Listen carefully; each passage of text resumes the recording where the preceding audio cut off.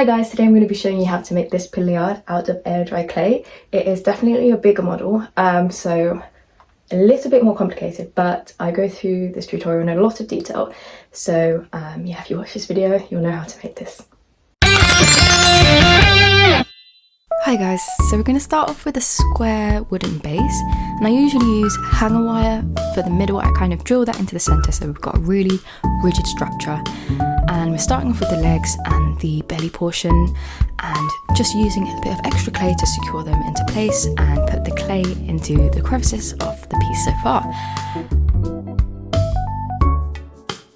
And don't worry if it's a bit rough at the beginning, because we can always add clay, we can always take it off, so there's no issue. I'm just adding a bit of extra clay just to make the belly a bit rounder. And again, just using my fingers to smooth that in. And I'm kind of adding a bit of height to the legs as well, because we're going to be adding in some carving to show the folds in the material. Pressing it down just to make the belly a bit rounder, and add clay as you feel appropriate. Going on to the calves, I kind of made the calves a bit too big, so you'll see me cutting off a bit. Then we can take some out if we need to. So I'm just making those calves a bit shorter because we do need a little bit of space to add in the feet later.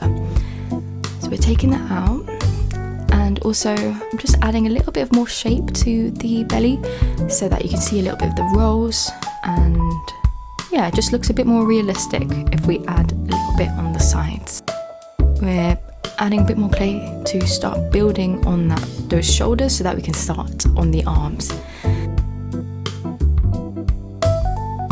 Just adding a bit of clay just to work on the shape of the torso. I'm adding clay here because there's going to be folds and material that's kind of flowing off the leg. So I'm just adding a bit of extra clay so that we have space to carve out those folds. And I'll be showing you how to do that later on in this video.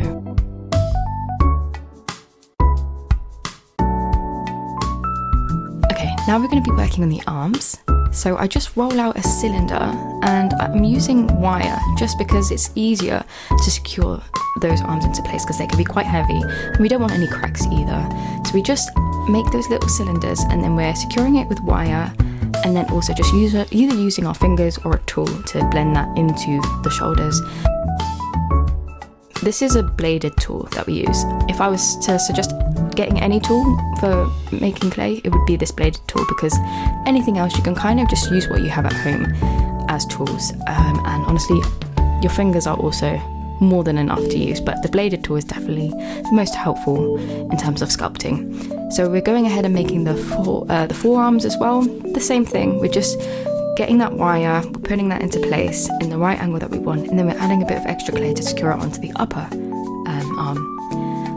I'm twisting the wire just because my wire is quite soft and I kind of wanted it to be thicker, but if you've got thicker wire, then you don't really need to do that. Now we're just adding in those crevices and those lines to show the folds in the material. And this part's always really fun because it starts to bring the piece to life. I really love doing folds. So you can take out clay as you're carving, but you can also add on clay to the folds so that it gives them more of a 3D feel to the fabric. So I'm just drawing in those lines and adding clay as well for any pieces that I want to stick out a little bit more than the others.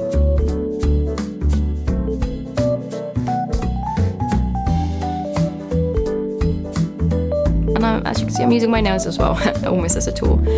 And you can use anything really to get that belly button in place. I've just used a little tool, but you can also just use the end of a paintbrush as well. I'm just putting water all over the project so that it's just being kept moist, so that it's easier for us to add clay onto the project. It'll be easier for us to stick on new bits. So now we're going to be working on the head.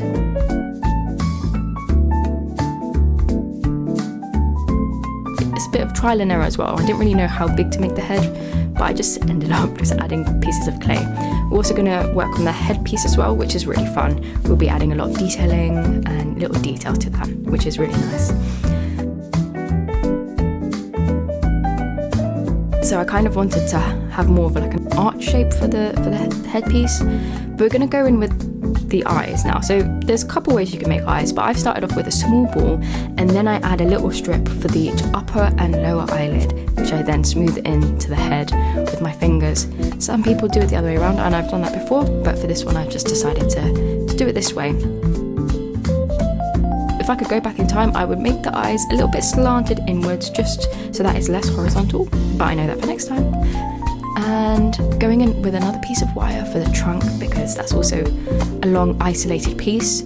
So I'm just having that wire so that I know I have confidence that it will stay in place and not crack as well. We're adding the tusk and the half tusk on the other side as well. And there we go, we're just securing that into place with a little bit of extra clay. We've got 2 extra arms that we're also working on. So we're going to create that cylinder again with clay, and then we're going to make a clenched fist for these 2 extra arms. And again, I'm just using this bladed tool to create the lines of the fingers and also carving out those fingertips as well, and then scraping off any excess clay to show the palm.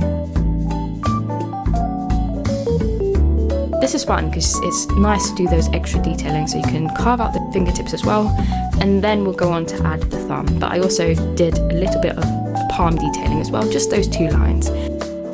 And then I add in the thumb. I just usually find it's easier to put in the thumb later, because I find that the thumb is kind of always in the way when you're carving, so I kind of do that at the end.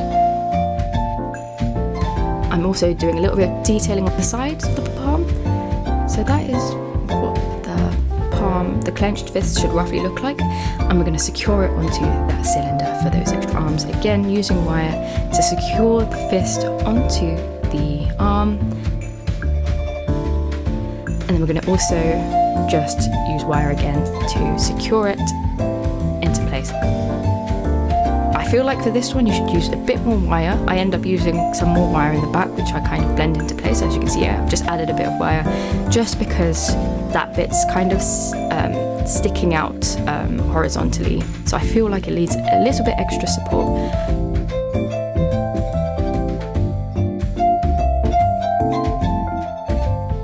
Next we're going to be working on the front palm.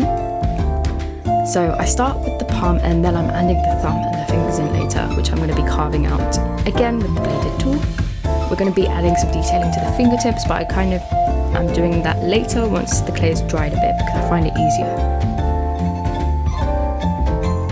So here I'm using a technique called scoring, which is a crisscross pattern that you can use with your blade, and then you add a bit of slip, which is basically just a mixture of clay and water, which acts as a glue for clay basically. You can add new clay additions onto your piece if you use this scoring and slip technique, which is super useful, especially if you have any last minute changes that you want to add on. It's great to use that. We're making the other palm, the cupped palm, for the mordaham to be placed into. Again, same thing, but we're just kind of curving the fingertips upwards so that it's almost in a cupping shape.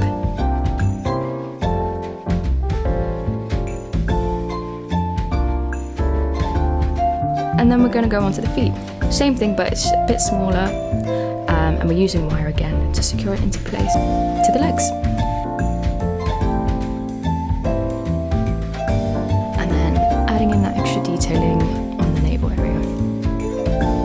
So for the ears, you can really do any shape that you want. I've decided to do this kind of fan shape. I find it easier to do both ears at the same time, because I usually end up making one bigger or smaller than the other, and then it's kind of a long process. So I kind of make them at the same time, and then I've just kind of used my fingers to blend that into place, and I'm adding this detail in, and then using that tool to add a little bit of extra detailing in, but feel free to do it how you would like to do it.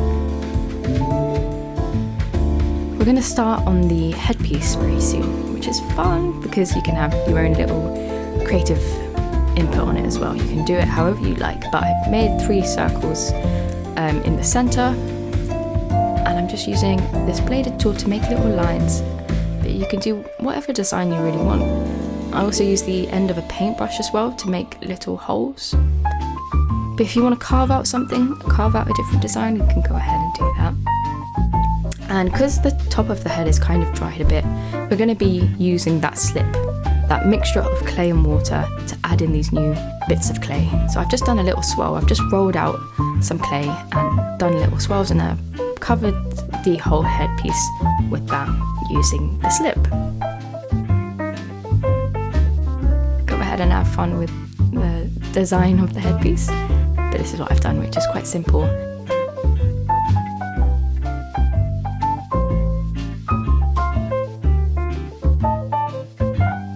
So this is another little trick, this bit of the pen, I don't know what it's called, you can use that as another design. And then we're going to use the scoring technique again with the slip to secure this onto the top of the head. Once it dries, it's pretty much glued, like it's stuck there very securely.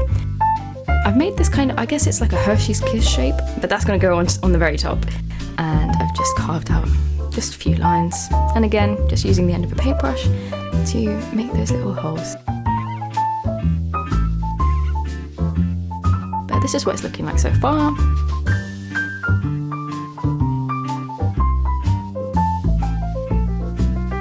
We're going to be adding the chains now, again just rolling out some clay.